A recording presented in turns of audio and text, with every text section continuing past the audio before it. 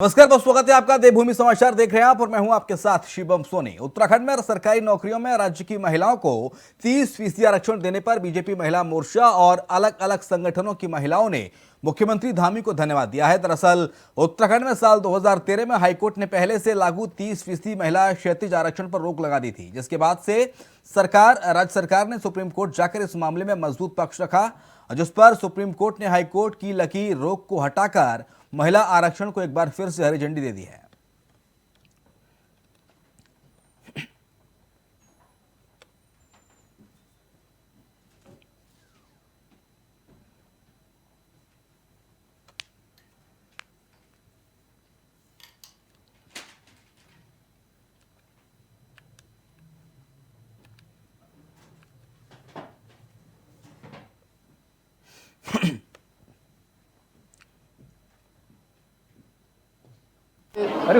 हमारे राज्य में मातृशक्ति काफ़ी कठिनाइयों में अपना जीवन व्यतीत करती हैं और काफ़ी संघर्ष उनके जीवन में है, क्योंकि अन्य स्थानों से हमारे यहाँ का जीवन मातृशक्ति के लिए बहुत कठिन जीवन है। इसलिए पहले से जो हमारा यहाँ पर आरक्षण चल रहा था, उस आरक्षण को बीच में रोक लगी थी माननीय न्यायालय में, और हम सुप्रीम कोर्ट में गए। सुप्रीम कोर्ट ने उस पर स्टे दिया। हमने तय किया कि अपनी मातृशक्ति के हित में माताओं बहनों को आगे लाने के लिए, अपनी बेटियों को आगे लाने के लिए हम इस पर विधेयक लाएंगे। हम विधेयक लेकर आए और अभी 30% का आरक्षण सुनिश्चित हो गया है। महामहिम गवर्नर साहब ने भी उसमें अपनी स्वीकृति प्रदान की है।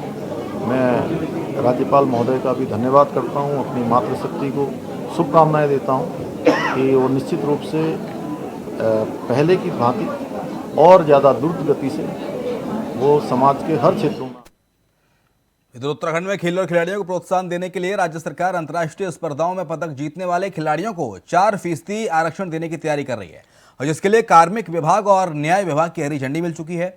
अब राज्य सरकार मंत्रिमंडल की बैठक में इसको लेकर प्रस्ताव लाएगी, जिसके बाद उत्तराखंड में भी हरियाणा की तर्ज पर अंतर्राष्ट्रीय स्पर्धाओं में पदक जीतने वाले खिलाड़ियों को 5400 ग्रेड पे वाली नौकरियों में नियुक्तियां दी जाएंगी। खिलाड़ियों के लिए भी हमने जो खेल कोटा बंद हो गया था, उस खेल कोटा को भी 4% का पुनः हमने प्रारंभ करने का संकल्प लिया है। सीएम धामी ने बड़ा फैसला लेते हुए पटवारी भर्ती के बाद अब एई और जेई की परीक्षा की भी जांच कराने के निर्देश दे दिए हैं। सीएम धामी ने साफ कहा है कि इस मामले में मेरे पास शिकायत आई थी, जिसके बाद मैंने इसकी जांच के आदेश दिए हैं। देखिए, जिन भर्तियों में भी जहां भी गड़बड़ियों की शिकायत आई है, हमने पहले से तय किया है कि इसकी एक बार पूरी सफाई होनी है, पूरी तरह से सफाई होनी है। और चाहे एई जेई का भी प्रकरण आया है, उसमें भी हमने जांच के आदेश दिए हैं। और अगर जांच में कहीं पर भी कमियां पाई जाएंगी तो निश्चित रूप से उस पर भी हम कार्रवाई करेंगे। और जल्दी ही हम जो नकल विरोधी अध्यादेश है उसको भी लेकर आने वाले हैं, और उस पर हम कठोर प्रावधान करने वाले हैं, जिसमें कि 10 साल तक की सज़ा होगी। कोई भी अभ्यर्थी जो उसमें शामिल होने वाला अगर उस में संलिप्त पाया जाएगा तो अगले 10 वर्षों तक वो किसी परीक्षा में भाग नहीं ले पाएगा। और जो उसके सरगना होंगे या नकल करवाने वाले लोग होंगे, उनकी सारी संपत्ति कुर्क की जाएगी। उधर देहरादून में पीडब्ल्यूडी एवं धर्मस्व मंत्री सतपाल महाराज ने यमुना कॉलोनी स्थित पीडब्ल्यूडी के प्रमुख अभियंता कार्यालय में अधिकारियों के साथ बैठक की। वीडियो कॉन्फ्रेंसिंग के जरिए जिलों के डीएम से जोशीमठ समेत कई मुद्दों पर चर्चा हुई। केंद्रीय मंत्री नितिन गडकरी से मुलाकात के बाद सतपाल महाराज ने प्रदेश की स्थिति में और सुधार लाने के लिए अधिकारियों को जरूरी दिशा निर्देश भी दिए।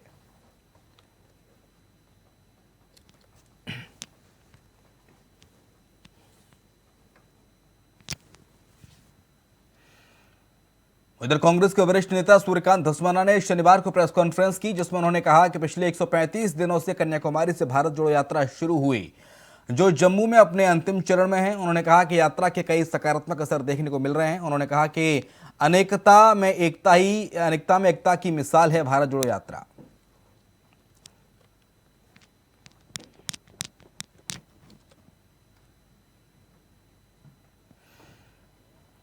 उधर कश्मीर में भारत जोड़ो यात्रा के दौरान राहुल गांधी की सुरक्षा में चूक पर कांग्रेस आक्रोशित नजर आ रही है। देहरादून में कांग्रेस के प्रदेश उपाध्यक्ष सूर्यकांत धस्माना ने प्रेस कॉन्फ्रेंस करते हुए कहा कि सरकार के द्वारा की गई चूक के खिलाफ कांग्रेस का हर कार्यकर्ता आक्रोशित नजर आ रहा है और 30 जनवरी को सभी पार्टी मुख्यालय पर ध्वजारोहण करने के साथ ही सरकार के खिलाफ हल्ला बोला जाएगा।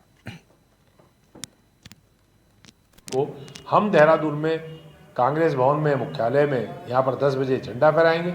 उसके बाद हम महात्मा गांधी जी को श्रद्धा सुमन अर्पित करने जाएंगे मानव श्रृंखला बनाकर। मुझे पार्टी ने संयोजक बनाया इसका। हम यहाँ से और गांधी पार्क तक मानव श्रृंखला बना करके गांधी जी के चरणों को प्रणाम करके जो संदेश गांधी का है, जो विचार गांधी का है, अहिंसा का, सौहार्द का, एकता का, देश प्रेम का, उसके प्रति हम लोग वहाँ पे गांधी जी की मूर्ति के नीचे सब लोग संकल्प लेंगे।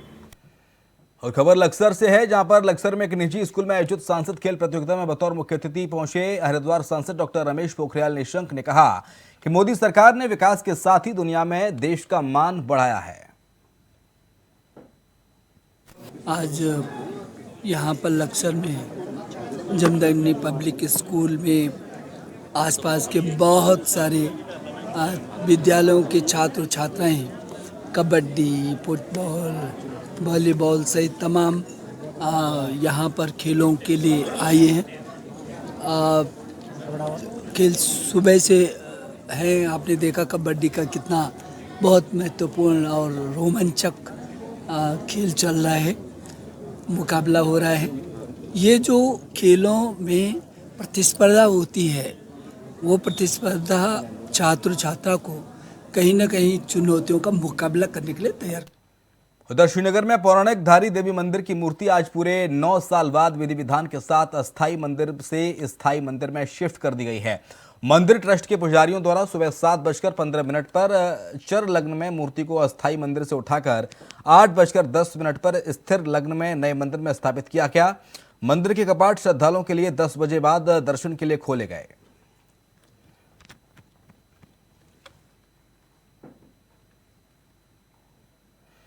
सीएम धामी ने राज्य के सभी विधायकों से अपने विधानसभा क्षेत्र में विकास कार्यों के 10 प्रस्ताव बनाने को कहा था, जिनके प्रस्ताव विधायकों द्वारा शासन को भेजे गए। हल्द्वानी विधायक सुमेश हृदयेश ने सबसे ज्यादा 1067 करोड़ के 10 प्रस्ताव विकास के लिए भेजे हैं।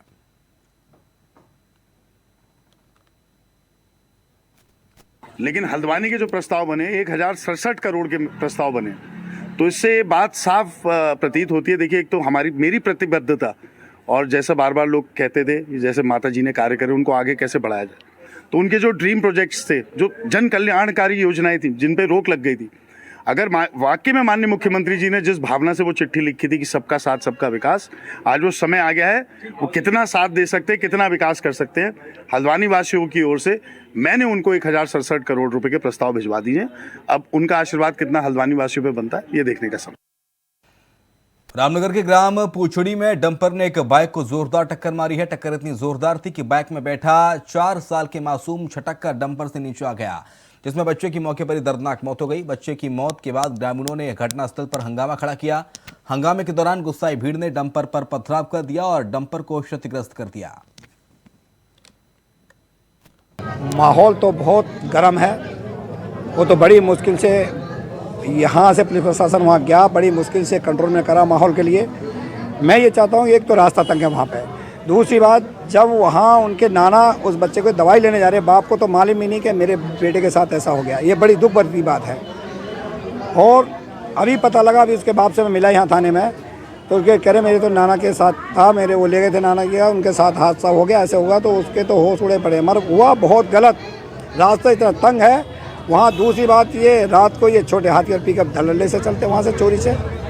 ये पुलिस प्रशासन भी जानता है कि चोरी से खनन होता वहाँ पर खूब। मैं चाहता हूँ ये खनन भी वहाँ का बंद हो, क्योंकि वहाँ के बच्चे, ये तो एक हादसा हुआ है, वहाँ के इससे पहले भी कोई एक हादसा होने से बचा बाल बाल। देखिए, आज शाम पूछड़ी में एक डंपर से एक अबोध बालक नव ठाकुर की डेथ हो गई है।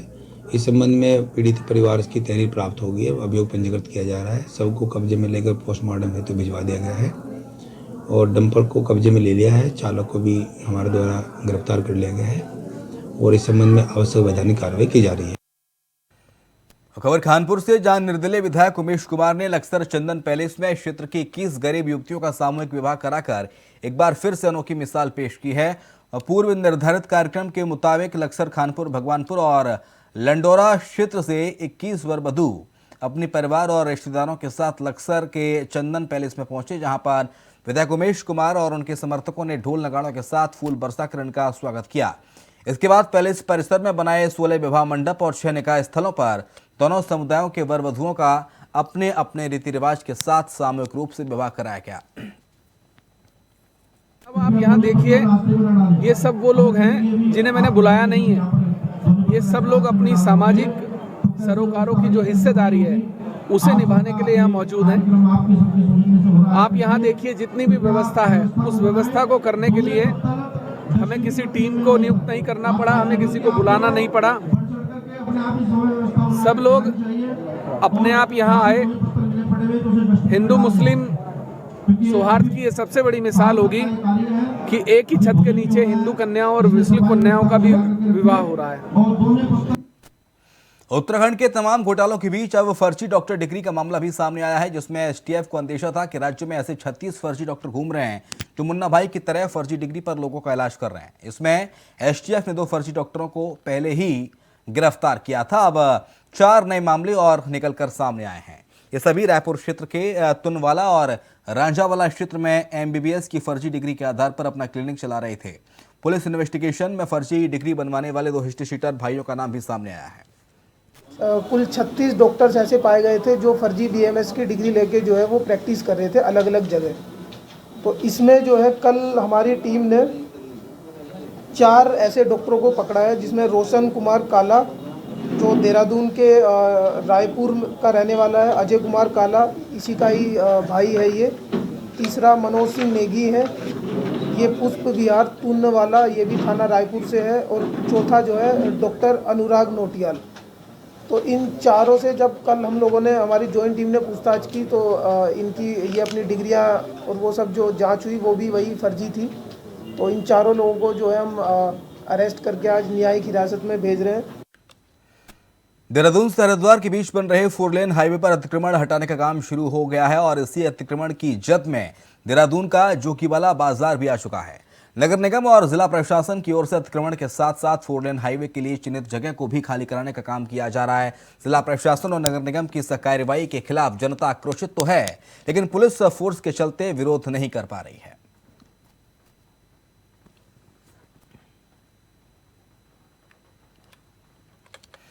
उत्तराखंड की धामी सरकार में सशक्त धर्मांतरण कानून बनाने के बाद गौ तस्करों के खिलाफ भी गैंगस्टर एक्ट के तहत कार्रवाई करने का ऐलान किया गया है। सरकार की नीति को लेकर बीजेपी के प्रदेश प्रवक्ता नवीन ठाकुर ने कहा है कि गौ संरक्षण अधिनियम 2007 के तहत राज्य में गौ तस्करी करने वालों के खिलाफ गैंगस्टर एक्ट के तहत कार्रवाई होगी, जिससे राज्य में गौ तस्करी को रोका जा सके। पुलिस उत्तराखंड में जो अवैध परिवहन में और गौ तस्करी में गुट बनाकर काम करने वाले असामाजिक तत्व हैं, गुंडे लोग हैं, ऐसे बदमाशों के खिलाफ, गुंडे तत्वों के खिलाफ उत्तराखंड पुलिस सख्त कार्रवाई करने जा रही है और गैंगस्टर एक्ट के तहत अब इन सभी गो तस्करों के खिलाफ कार्रवाई होगी। मसूरी में बीजेपी मसूरी मंडल की बैठक का आयोजन किया गया, जिसमें बतौर मुख्य अतिथि मसूरी विधानसभा के प्रभारी और जिला उपाध्यक्ष रतन चौहान ने शिरकत की। इस मौके पर 2023 में नगरपालिका और निगमों के चुनाव और 2024 के लोकसभा चुनाव को लेकर रणनीति भी बनाई गई। समय में जिस प्रकार की चुनौतियां हमारे आगे हैं, 2023 में नगर पालिका के चुनाव हैं और 2024 में हम सब ने संकल्प लिया है, भारतीय जनता पार्टी के एक कार्यकर्ता ने आज बैठक में संकल्प लिया है कि 2024 में हम सब लोग पूरी जनशक्ति के साथ आदरणीय यशस्वी देश के प्रधानमंत्री श्रीमान नरेंद्र मोदी जी को तीसरी बार देश का प्रधानमंत्री बनाने का हमने आज संकल्प लिया है। और हमें 1 फरवरी से पहले मंडल की टीम गठित करनी है। उस मंडल की टीम में अच्छे नौजवान, मातृशक्ति, ऊर्जावान कार्यकर्ताओं का समावेश करते हुए क्षेत्र की ओर से भी सभी क्षेत्र का उसमें समावेश हो जाए, सामाजिक समावेश हो जाए और एक अच्छी टीम राकेश जी की बने। उसके लिए मैं, राकेश जी और यहाँ के मंडल के वरिष्ठ लोग, मोहन पेटवाल जी, सभी लोग मिलकर एक अच्छी टीम बनाएंगे और आने वाली चुनौतियों का सामना करते हुए दृढ़ता के साथ भारतीय जनता पार्टी को नगर पालिका में विजय हासिल कराएं, ऐसी प्रभु से प्रार्थना करते हुए आप सबका सहयोग लेते हुए आगे। उत्तराखंड के पूर्व मुख्यमंत्री रहे और वर्तमान में महाराष्ट्र के राज्यपाल भगत सिंह कोश्यारी के द्वारा सक्रिय राजनीति से संन्यास लेने की इच्छा जाहिर किए जाने के बाद अब उत्तराखंड में सियासत गर्म होने लगी है। भाजपा जहां इसे भगत का बौद्धिक निर्णय मान रही है, तो वहीं कांग्रेस इसे भाजपा हाईकमान का डंडा चलाने का आरोप मान रही है। ऐसे में कारण चाहे कुछ भी हो, लेकिन उत्तराखंड में सियासत गर्म जरूर हो गई है। रिपोर्ट आप देखिए। दून से सैकड़ों मील दूर महाराष्ट्र के राज्यपाल भगत सिंह कोश्यारी की राजनीति से संन्यास लेने की इच्छा की खबरें सुर्खियां क्या बनी। उत्तराखंड में कांग्रेस अब उनके संन्यास के किस्सों को लेकर कहानियां गढ़ रही है। कांग्रेस बता रही है कि कोश्यारी आखिर क्यों राज्यपाल का पद छोड़ना चाहते हैं। कांग्रेस की इनसाइड स्टोरी के मुताबिक कोश्यारी की राजनीति से संन्यास लेने के पीछे वजह कुछ और नहीं बल्कि सीएम धामी है। पहले सुने कांग्रेस की कोश्यारी वाली स्टोरी, क्या कहते हैं कांग्रेस नेता। पूर्व मुख्यमंत्री और महाराष्ट्र के राज्यपाल भगत सिंह कोश्यारी जी ने जो इस्तीफे की पेशकश की है वो सिर्फ और सिर्फ झूठ है, भ्रमित करने के लिए है। दरअसल बात यह है कि उनसे जबरन इस्तीफा दिलवाया जा रहा है। एक राज्यपाल के पास किताबें पढ़ने और किताबें लिखने का बहुत सारा समय होता है, जो कारण उन्होंने बताया है कि मैं अब पढ़ना चाहता हूँ, लिखना चाहता हूँ, तो राज्यपाल तो राजभवन में ये काम स्वेच्छा से कर भी सकते हैं। दरअसल इसके पीछे कहानी ये है कि भगत सिंह कोश्यारी को कुछ वक्त पहले अमित शाह से माफ़ी मांगते हुए एक पत्र भी लिखना पड़ा था, जिसमें उन्होंने शिवाजी महाराज को गडकरी जी से तुलना की थी। उसके बाद उन्होंने खेद भी प्रकट किया, जहां उन्होंने एक महामहिम, एक राज्यपाल जो कि संवैधानिक पद होता है, उसकी गरिमा को ठेस पहुंचाई। और अब जिस तरह से दबाव में लेकर यहाँ पुष्कर सिंह धामी को उन्होंने मुख्यमंत्री बनवाया और पुष्कर सिंह धामी के कार्यकाल में उत्तराखंड सिर्फ और सिर्फ गलत कामों के लिए आज राष्ट्रीय पटल पर जाना जा रहा है। चाहे अंकिता हत्याकांड हो, UKSSC भर्ती हो, विधानसभा बैकडोर नियुक्तियां हो और अब जोशीमठ। और जोशीमठ में जिस तरह से कोताही बढ़ती गई, अनदेखी की गई, उसको लेकर सुनने में आया है कि धामी जी की और कोश्यारी जी की दोनों की क्लास हाईकमान के द्वारा ली गई, जिससे शुद्ध होकर कोश्यारी जी अब माफीनामे के रूप में इस्तीफे की पेशकश कर रहे हैं। कांग्रेस की इनसाइड स्टोरी की माने तो भगत दा सीएम धामी की वजह से राजनीति से संन्यास की इच्छा जता रहे हैं। वैसे इस थ्योरी में कितना दम है कितना नहीं, मगर यह सच है कि सीएम धामी नहीं बल्कि उत्तराखंड में कई धुरंधर चेहरों के कोश्यारी राजनीतिक गुरु रह चुके हैं। अब कांग्रेस के घर से आए इस बयान पर बीजेपी का वार करना भी वाजिब है। भगत को हम सब जानते हैं। भगत बहुत हद तक दार्शनिक भी हैं, कि मात्र राजनेता नहीं है। उनका एक अलग से एक और व्यक्तित्व भी है जो राजनेता के साथ साथ जुड़ा हुआ है। वो बहुत दार्शनिक विचारों के हैं, शिक्षक पहले रहे हैं, पत्रकार रहे हैं, तो बौद्धिक स्तर बहुत ऊंचा है। तो निश्चित तौर पर अगर उन्होंने कहा है कि मैं उसके लिए समय निकालना चाहता हूँ, तो निकालना चाहते होंगे। और जहाँ तक महाराष्ट्र का सवाल है, उन्होंने अपना समय दिया वहाँ पर, जब तक उनका उपयोग वहाँ हो पाया वो उपयोग किया गया। जब उनको लगा कि मुझे जाना, और उन्होंने खुद ही कहा कि मैंने प्रधानमंत्री जी से ये अनुरोध किया है, तो भगत ऐसी स्थिति की व्यक्ति हैं कि प्रधानमंत्री जी उनके अनुरोध को नकार नहीं सकते हैं। अगर वैसे आपको बता दें कि हाल ही में महाराष्ट्र के राज्यपाल रहे भगत सिंह कोश्यारी ने बाकायदा ट्वीट करके राज्यपाल का पद छोड़ने की इच्छा जाहिर की थी और कोश्यारी ने बाकायदा पीएम से ये इच्छा जाहिर की थी। मैंने पीएम को अपनी सभी राजनीतिक जिम्मेदारियों से मुक्त होने की इच्छा से अवगत कराया। बाकायदा राजभवन की ओर से जारी बयान में कहा गया कि राज्यपाल कोश्यारी ने अपना शेष जीवन पढ़ने, लिखने और अन्य इत्मीनान की गतिविधियों में बिताने की इच्छा व्यक्त की है। खैर, उत्तराखंड की सियासत में आए दिन कुछ न कुछ नया राजनीति बखेड़ा खड़ा होता रहता है। ऐसे में महाराष्ट्र के राज्यपाल भगत दा ने राजनीतिक संन्यास लेने का जिक्र किया है और उत्तराखंड में उनके आने भर से सियासत हिलोर मार रही है। देहरादून से अभय कैंतुरा की रिपोर्ट। एसटीएफ देहरादून को सूचना मिली कि नैनीताल के कालाडूंगी क्षेत्र में वन तस्कर का गिरोह है जो हाथी, दांत और अन्य जीव जंतुओं की तस्करी कर रहा है। और एक गिरोह के 3 लोग हाथी के दांत की तस्करी करने वाले हैं, जिस पर रामनगर वन विभाग की एसओजी की टीम, एसटीएफ की टीम और पुलिस टीम ने कार्रवाई करते हुए 3 तस्करों को गिरफ्तार किया। इनके पास से 9 किलो का हाथी का एक दांत बरामद हुआ है।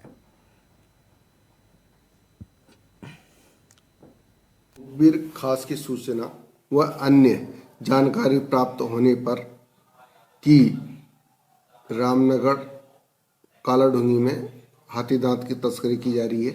इस सूचना पर एसटीएफ के निरीक्षक श्री अबुल कलाम द्वारा थाना रामनगर व वन विभाग की टीमों को साथ देकर संयुक्त अभियान व मुखबिर खास की सूचना पर 3 अभियुक्तों को 9 किलो हाथी दांत के साथ गिरफ्तार किया गया है, जिनमें दीपक चिलवाल निवासी पौलगढ़, अरविंद व अमित कुमार निवासी बाजपुर को गिरफ्तार किया गया है और इनके द्वारा प्रयोग में लाई जा रही कार को भी कब्जे पुलिस में लिया गया है, जिन्हें गिरफ्तार कर आवश्यक।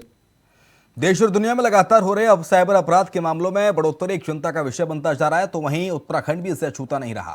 प्रदेश में आए दिन साइबर अपराध के मामले जिस तेजी के साथ बढ़ रहे हैं, उनसे सिस्टम के सामने एक चुनौती खड़ी करती है। बढ़ते साइबर अपराध के मामलों को देखते हुए एसटीएफ के एसएसपी आयुष अग्रवाल का कहना है कि प्रदेश में लगातार साइबर अवेयरनेस के कार्यक्रम चलाए जा रहे हैं, जिससे लोगों में जागरूकता पैदा हो।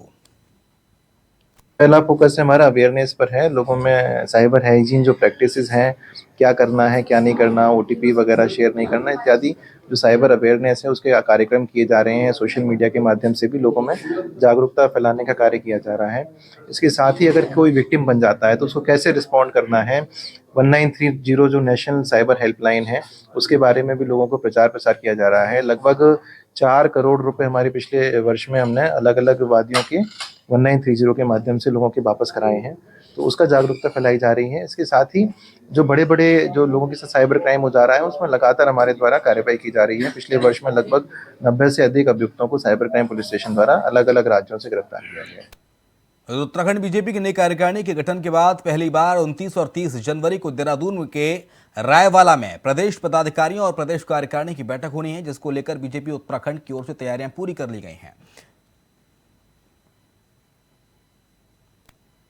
भारतीय जनता पार्टी उत्तराखंड की जो ये नई प्रदेश की टीम बनी है और कार्य समिति का विस्तार जो होने जा रहा है, इसकी पहली बैठक 29 और 30 जनवरी को रायवाला में वुड्स रिजॉर्ट में होगी।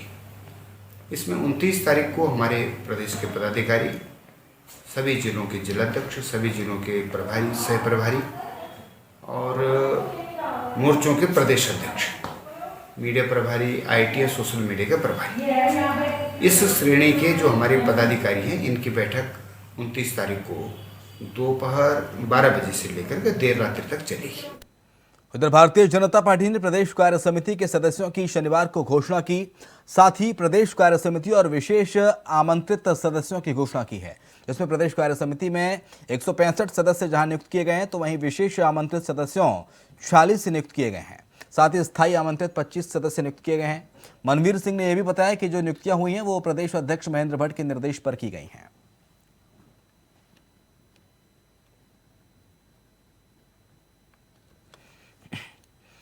बागेश्वर धाम के पीठाधीश्वर धीरेन्द्र शास्त्री हरिद्वार पहुंचे हैं, जहां उन्होंने आचार्य बालकृष्ण के साथ उनके कनखल दिव्य मंदिर आश्रम में मुलाकात की। थोड़ी देर रुकने के बाद धीरेन्द्र शास्त्री फिर वापस चले गए। आचार्य बालकृष्ण ने कहा कि वो यहाँ पर आए थे, हमने उनसे शासन संस्कृति के बारे में बातचीत की और अच्छा लगा। देवेंद्र शास्त्री यहाँ से छतरपुर के लिए धीरेन्द्र शास्त्री रवाना हो गए हैं।